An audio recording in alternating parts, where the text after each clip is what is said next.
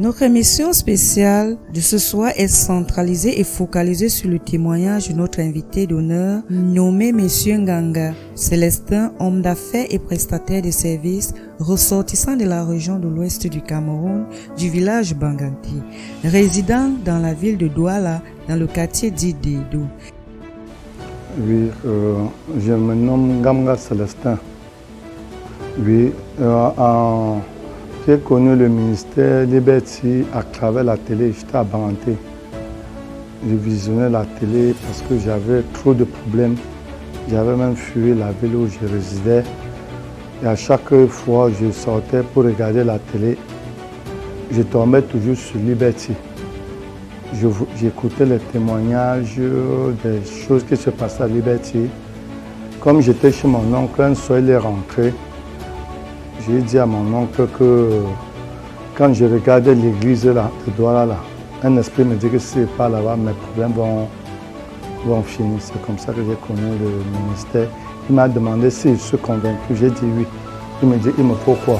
Comme j'étais dans des problèmes, je n'avais pas de l'argent. J'ai dit juste l'argent de transport. Il m'a donné 5 000 francs pour payer le transport. L'histoire de son témoignage en ce jour nous démontre qu'en Jésus qu'il y a de l'espoir, car dans l'agenda de Dieu, aucune situation n'est permanente. En toute chose, nous sommes nés plus que vainqueurs, car l'intervention divine qu'apportera le Dieu du ministère international de la liberté face au challenge de sa vie laissera toute sa vie, toute sa famille et tout son entourage dans le questionnement. Je pense que c'était un jeudi. Je quitte Banganti, j'arrive à Douala le dimanche. Mon cousin m'accompagne à Liberty à nos côtés en 2016, en octobre 2015. J'étais devant le prophète, me localise, il me dit, monsieur, quand je te regarde comme ça, tu as trop de problèmes. Tu montes, tu tombes, tu montes, tu tombes. Et comme tu tombes cette fois-ci, tu ne peux plus tomber. Je rentre et le jeudi qui vient, j'arrive à l'église. Il me localise encore. Il dit, il y a un monsieur ici qui a un passeport. Dans le conseil, je me lève. Il m'appelle, il me dit que monsieur, tu fais dans quoi? Je dis, fais dans les affaires. Il dit que tu es tellement possédé, quand tu montes, tu penses que tu es monté, tu tombes. Mais comme je te touche aujourd'hui, tu tombes. Comme tu tombes, tu te relèves, ce n'est plus pour retomber. Je dis amen. Le jeudi, je viens encore, il me localise. Il me dit qu'il y a un monsieur ici qui a un passeport sur lui. La personne voulait voyager. Je sors. Il me demande que tu voulais aller où? J'ai dit en Italie. Il dit qu'on t'empêche de voyager. Mais comme je te touche là, tu vas finir par aller en Italie là. Je dis amen. La prophétie s'est accomplie en 2023. En 2022. C'est l'année passée que j'ai eu le premier visa pour l'Italie. Dans le siècle présent, il y a des vies et des destinées à bâtir. Un monde a changé et a impacté grâce à l'influence du Saint-Esprit au travers des hommes préparés et établis par Dieu, avec des mandats spécifiques pour des cas et des situations spécifiques. Cette génération a reçu le privilège d'avoir du milieu de lui un vaillant guerrier, le prophète Eric Sem, qui a été établi et préparé par Dieu par des cas urgents et sérieux. Un guerrier exterminateur des œuvres maléfiques. Le prophète Eric Sem est le fondateur du ministère international de la liberté, le lieu où règne la manifestation de la puissance de la résurrection de Jésus-Christ au travers de son serviteur. Et cette fois-ci, quand je venais à Liberty, j'étais endetté de plus de 54 millions.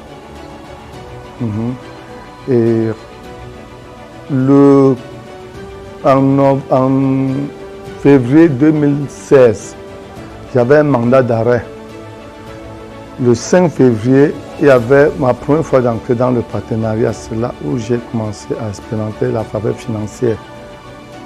J'entre dans le partenariat, c'était le 5 février 2016. J'arrive devant lui. Je pleurais, il me dit, papa, c'est quoi? Il dit que je suis trop endetté, j'ai même un mandat d'arrêt. Il me dit, reçois la faveur financière. En ce moment, j'avais une petite boutique de carreaux. C'était un vendredi le 5 février 2016. Dès que j'ai dit au monsieur qui m'avait porté plainte que non, monsieur, demain je vais te donner l'argent à 15 heures. Mais quand je parlais comme ça, je ne savais où je devais prendre l'argent. Quand j'arrivais devant lui, il me dit comme ça, il me dit, reçois la faveur financière. Je tombe, je me relève le 5 février. Samedi, vers 13 heures, je suis dans ma boutique. Un monsieur entre vers 13 heures. Il me dit, tu as le carreau. Je dis oui. Il dit, tu peux avoir 1000 mètres carrés, tu peux avoir telle quantité. Je dis oui. Il me dit, fais-moi une facture pro forma. Je fais la facture pro forma, c'était 16 700 000. Il me dit, fais-moi une remise, je lui enlève les 700 000. Le même jour, il me donne 16 millions en espèces.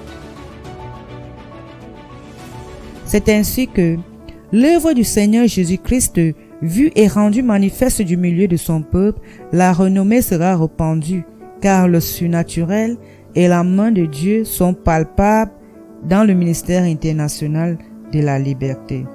C'est ainsi qu'il sera influencé par le prophétique et sa vie va basculer juste par des paroles relâchées par l'oracle de Dieu. Il va commencer à expérimenter un grand changement.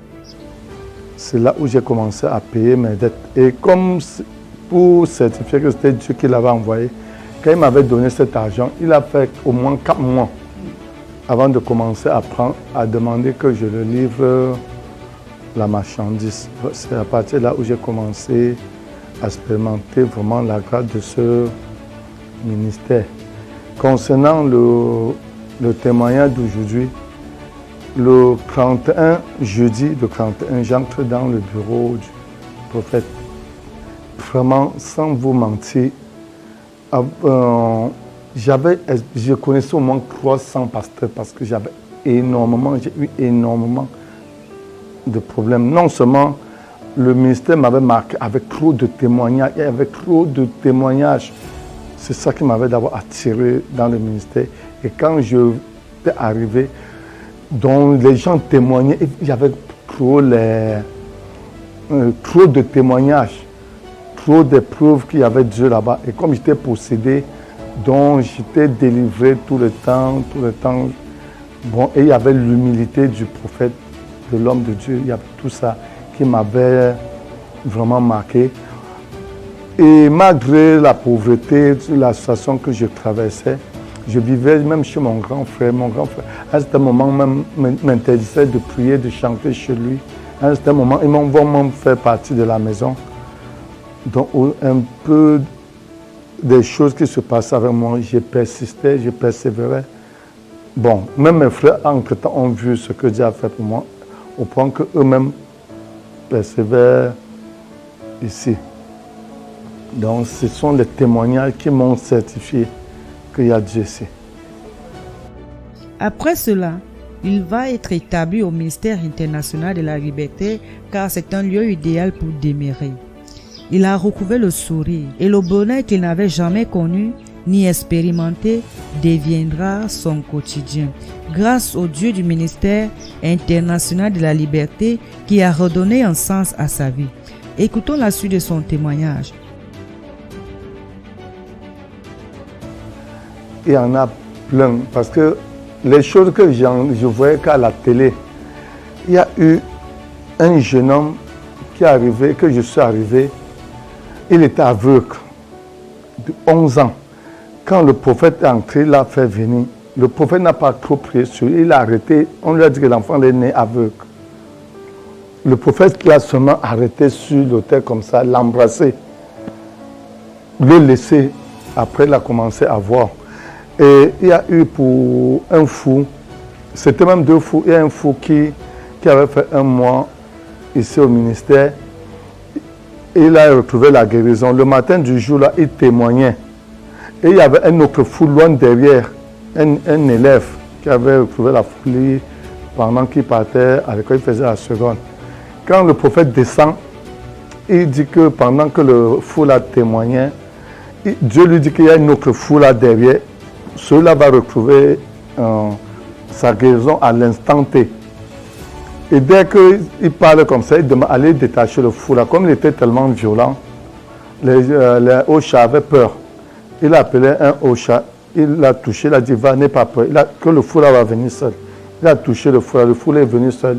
Il a prié sur lui et le foulard a retrouvé la guérison.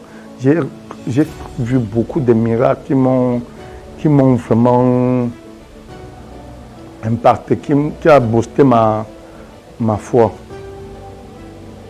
Et une autre femme qu'on avait supprimé ses trompes. Oui. Donc il a prié sur lui et sur elle. Après, elle a été enceinte.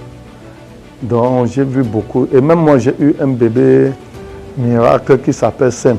Parce que ma femme était aussi allée à l'hôpital. Un samedi, on lui a dit qu'elle ne peut plus accoucher, qu'elle a le cancer de l'utérus, elle ne peut plus accoucher et qu'on doit l'opérer. Comme elle avait mal au ventre, un samedi, elle est allée à l'hôpital faire les radios, l'échographie. À la fin, on lui dit que non, madame, là où tu te trouves, tu ne peux plus faire d'enfant parce que tu as les fibromes, les myomes et tu dois avoir un début de cancer. Ce jour-là, il y avait une réunion des partenaires un samedi, elle est arrivée, elle était assise devant. Le prophète ne savait même pas rester mon épouse parce qu'elle ne résidait pas ici. Dès que le prophète finit de prêcher, il dit, madame, je te vois avec un rapport médical. Qu'est-ce que le médecin dit? Elle se met à pleurer. Et ce jour-là, il y a même eu 2 miracles. Parce que quand le prophète l'appelle, j'avais une fiole qui est à Paris. On devait l'opérer un mardi. Toutes ces choses ont vu leur accomplissement du milieu de son peuple au travers de son nom dans la vie de cet homme. Car une alliance forte et authentique ont été établies entre le général de Dieu, le prophète Éric Sem, et son Dieu. Qui dira qu'une chose arrive si l'Éternel ne l'a ordonné?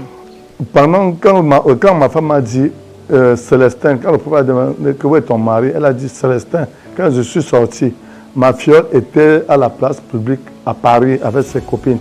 Quand je suis sorti, elle regardait la réunion des partenaires par Facebook. Quand le prophète dit à ma femme, mets les mains sur ton ventre, tu vas choquer tes médecins là. Celle aussi mis les mains sur son ventre étant à Paris. Son fibrome est sorti à l'instant T, pourtant à Paris, parce qu'on devait l'opérer le mardi. Son fibrome est sorti parce qu'elle est allée dans la toilette pour se garnir, tout et tout. Elle a même témoigné parce qu'elle avait envoyé même le voice.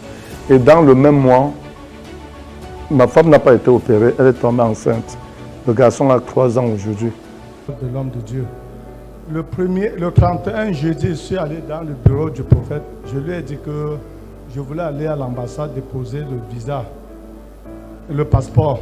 Il me dit que tu vas aller où? Il dit en Italie, en Espagne. Il n'a pas prié pour moi, il me dit seulement au revoir. Je le regarde comme ça, il me dit, je t'ai déjà dit au revoir. Le premier, on m'avait programmé le premier. Dès que j'arrive, je dépose mon dossier le premier. 4 jours après, mercredi, je finis la prière, je vois mon passeport comme ça et le rêve se coupe. J'étais dans la confusion. Jeudi, ils viennent donner mon sac de ciment. Je dis au prophète que, papa, j'ai vu une vision avec mon passeport. Ça m'a laissé un peu dans la confusion. La vision était comment? Il a donné passeport sans visa? Oui, sans rentrer, sans visa.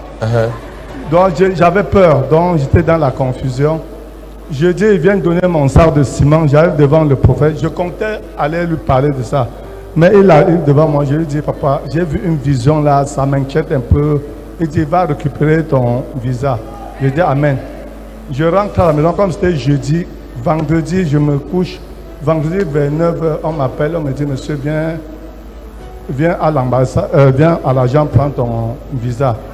J'arrive, les blancs là me demandent que monsieur, tu as les relations à l'ambassade? Je dis non. Il dit que mais ce qu'on a vu là, on n'a jamais fait ça. Tu as déposé ton truc. Le premier et le 5, on t'a donné le...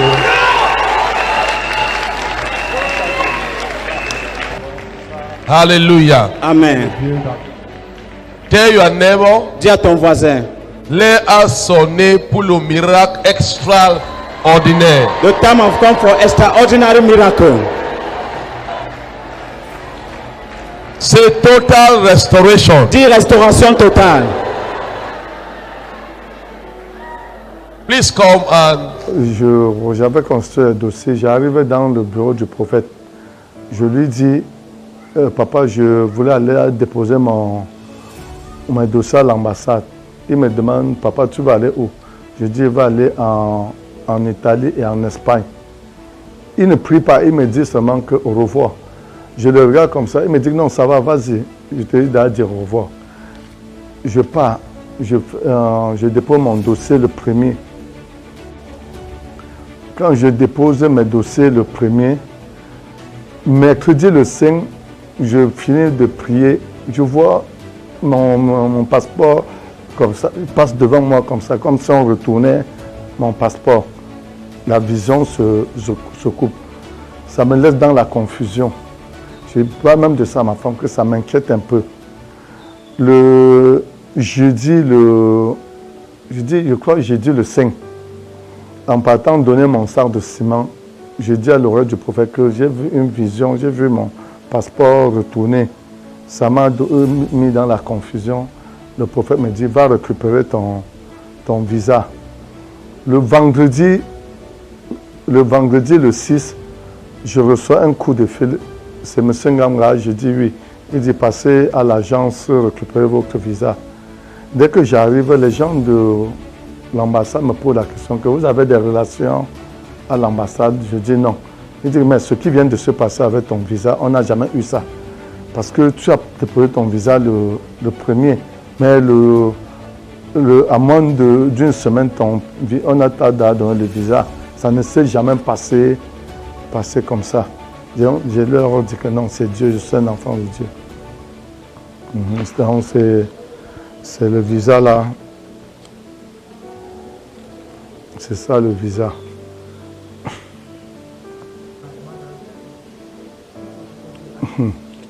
Vraiment, d'abord au sujet de l'homme de Dieu, il n'y a plus rien à démontrer.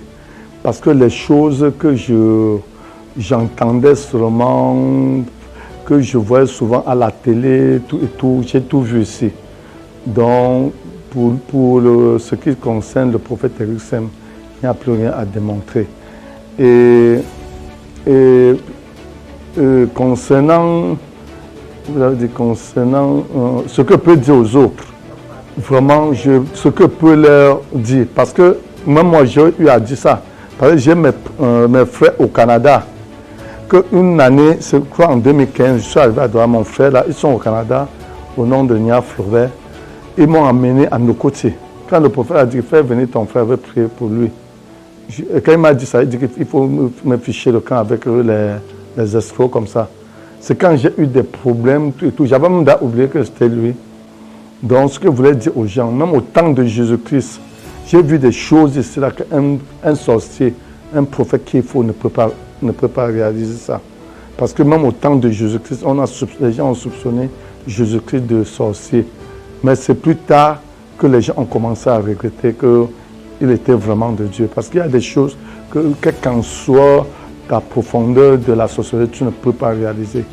Non, pour le ministère de la Liberté, s'il faut que je vais demander aux gens de venir, qui ont des problèmes, qui ont des situations dans leur vie, de venir au ministère et servir Dieu avec crainte. J'ai même trop coupé mes témoignages parce qu'au départ, je n'étais pas un homme d'affaires.